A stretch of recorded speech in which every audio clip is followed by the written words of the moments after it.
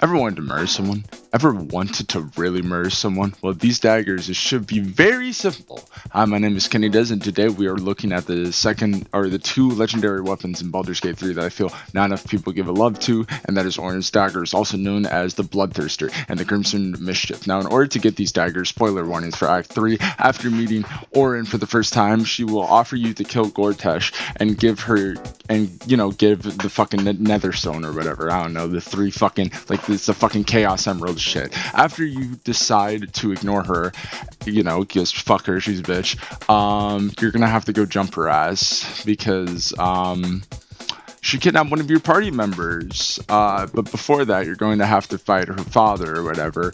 I don't know. Fuck Valhalla. Fuck all of the Valhallas. After getting the amulet of Valhalla, you will have to fight Orin by going into her lair and completing her only trial, which is just, jump a dude using power word kill. After that, you will have to fight Orin, but do be warned that you will have to pass a speech check 20 in order for her not to kill your party member, because it's randomly selected whenever she kills a party member. Blah blah blah. It's not important. Where was I? Blah blah blah blah blah. Yep. During this fight, I recommend having immunity to fear, due to her gimmick being the ability to frighten your team every time she attacks. And also her having a thing called the Aura of Murder, making it so that she only takes 1 damage from every attack unless it's a crit. After this is done, you can now loot her daggers. Now it's time to talk about these fucking daggers, baby. Starting off with Bloodthirster. Bloodthirster! Starting off, you get an improved crit. The number you need to roll a crit is reduced by 1. The effect can stack. That's pretty cool. Already an amazing passive, allowing for crit builds to go insane, but that's not all. Outside of it being a +2 dagger, it also gives you the cantrip True Strike, which is kind of ass. Don't worry about that. Now, something you'll know about these daggers is that they have different effects depending on if you're offhanding them or not. However, I highly recommend main-handing Bloodthirster due to its main hand effect being it exploit weakness. Creatures hit with this weapon get vulnerability to piercing damage, basically. Vulnerability is just fucking insane because it allows you to do double the damage, which is just like absolutely insane. Which I really fuck with. Blah blah blah blah blah.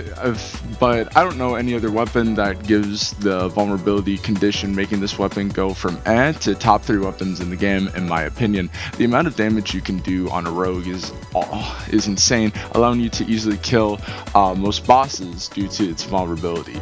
Now, its offhand, honestly, is kind of mid.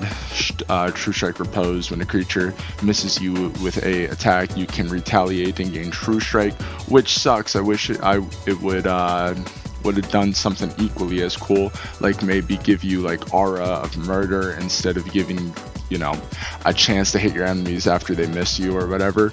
But you know what, it is what it is. Oh, also, this weapon, Bloodthirster, gives you a +1 to your AC. Lol. Now, Crimson Mischief. Now, getting into what makes these weapons amazing, Crimson Mischief, Prey upon the Weak. This weapon deals an additional 1d4 damage if the target is below 50% HP. Now, correct me if I'm wrong, but I'm pretty sure that this acts as a separate source of weapon damage, which is just fucking insane. Basically what that means is as a separate source of damage, meaning that if you have anything that does any other damage, such as like a cloak that makes you deal an extra 1d8 lightning damage, that would mean it would add it twice, one of the damage coming from the hit and the other coming from the extra 1d4 damage you get from Prey upon the Weak. Which, that's insane. Honestly, it's just insane. Where am I on the script? Upon the Weak, so overall, great passive. It also gives +2, so that's a plus. Oh my god, that was so fucking clever.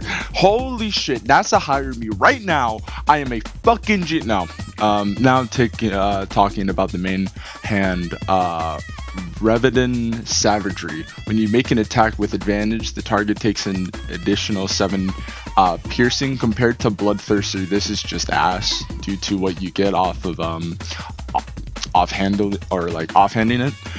Crimson Weapon.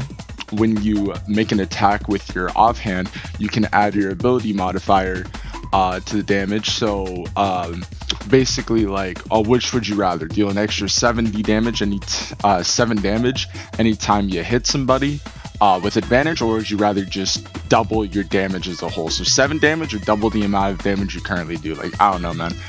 It's just kind of ass. This is just ass, like, I don't know. But in terms of builds, what I recommend. Now for builds, I would recommend placing this on a Gloomstalker Rogue Thief build due to Thief giving you a extra bonus action, allowing you to offhand instead of once. So, oh fuck, okay.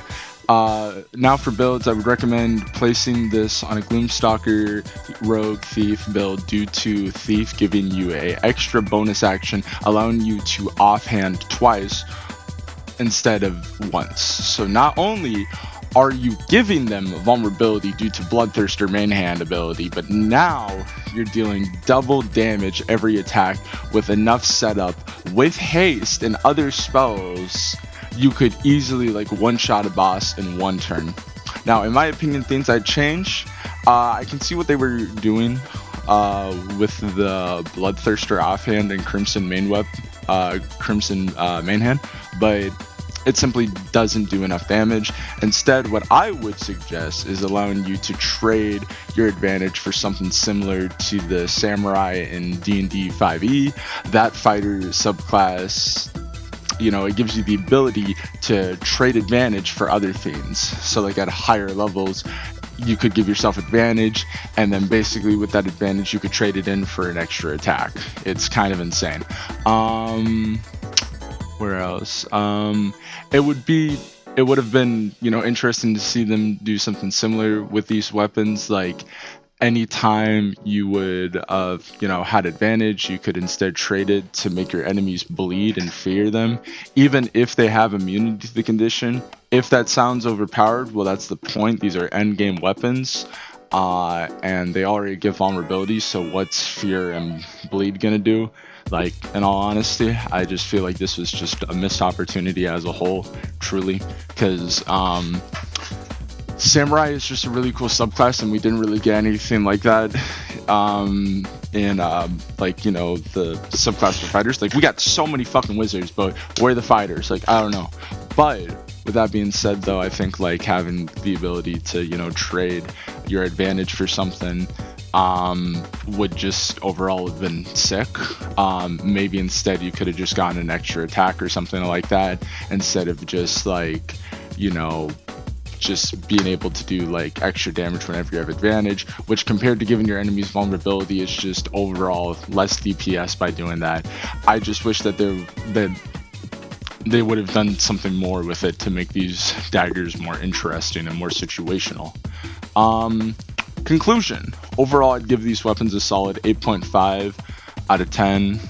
Very solid, and are easily the best dual wielding weapons a dual wielder could want. With that being said, my name is Kenny Dez, and I'm keeping it real. Hope you have a good day. Swag.